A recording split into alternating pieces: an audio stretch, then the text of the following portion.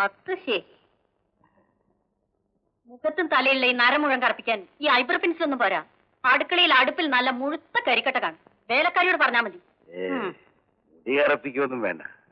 മീശയിലെ വെളുത്ത മുടിക്ക് ഒരു കറുത്ത ഷെയ്ഡ് കിടന്നോട്ടെ എന്ന് കരുതി ഒന്ന് ടച്ച് ചെയ്തതല്ലേ എന്റെ ദേവകി ഞാൻ.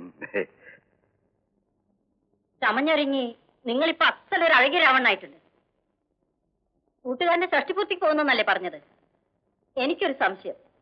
പോണത് അതിന് തന്നെയാണോ അതുപോലെ പെണ്ണ് കാണാനോ മറ്റോ? പെണ്ണ് കാണാനോ? എന്താ ദേവകി പറയുന്നത്?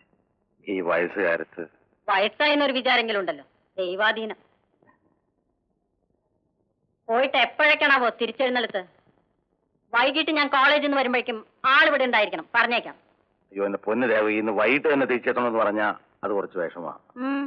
എന്റെ കൊച്ചുനാളിലെ തൊട്ടുള്ള കൂട്ടുകാരനാ ദാമോദരമേനോൻ. അയാളുടെ ഷഷ്ടിപൂർത്തിയാ. ചെന്ന് മോഹം കാണിച്ചിട്ട് ഉടനെ എനിക്ക് പോരാൻ പറ്റുമോ? നിർബന്ധിച്ചാൽ അന്തി അവിടെ തങ്ങേണ്ടി വരും. നാളത്തെ ഈ നേരത്ത് ഞാനും ഉണ്ടാവും. പോരെ?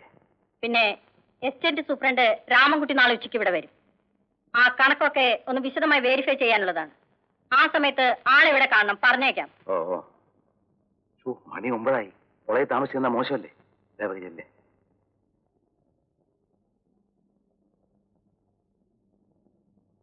എല്ലാ ഭാര്യമാർക്കും കെട്ടിയവന്മാരുടെ വയസ്സ് കുറഞ്ഞു കാണണമെന്ന് ആഗ്രഹം. ഒരിടത്തേക്ക് നേരെ മറിച്ചാ കേട്ടാത്തൊന്നും ഞാനങ്ങ് മൂത്ത് മറിച്ചെന്ന്. എസ്റ്റേറ്റിലെ കണക്ക് നോക്കണം പോലും. അതിന് മാത്രം മതി ഞാൻ. ഇന്നലത്തെ അവള് കോളേജിൽ നിന്ന് എത്തിയാൽ ഉടനെ ഇവിടെ കാണണമെന്ന്. എന്തിനാ? ഒരു കാര്യമില്ലേ. എവിടെ പോയാലും ഉടനെ ഇങ്ങോട്ട് കെട്ടിയെടുത്തോണം. പറയുന്നത് കേട്ടാത്തൊന്നും ഇവർക്ക് ഞാനില്ലാതെ ഉറക്കേ വരത്തില്ലെന്ന്. മുജ്ജന്മ പാപം അനുഭവിച്ചോ? നല്ലപോലെ അനുഭവിച്ചു.